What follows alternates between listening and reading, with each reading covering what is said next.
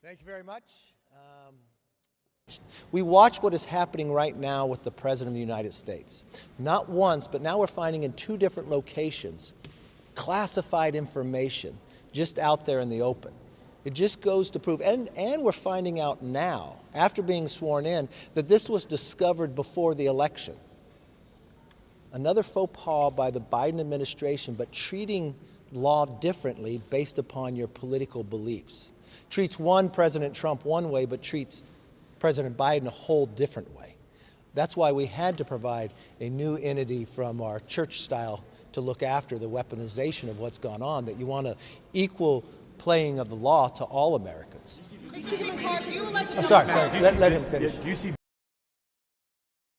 But I think Congress has to investigate this. Here's an individual that's been in office for more than 40 years. Here's an individual that sat on 60 Minutes that was so concerned about President Trump's documents locked in behind, and now we find it just as a vice president, keeping it for years out in the open in different locations. I do not think any American believes that justice should not be equal to all. And we found from this administration what happened before every single election, whatever comes out that they utilize to try to falsify it, they try to have different standards for their own beliefs, that doesn't work in America.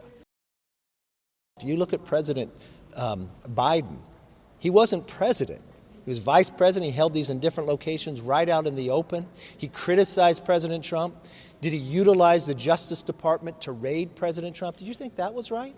They knew this has happened to President Biden before the election, but they kept it a secret from the American public.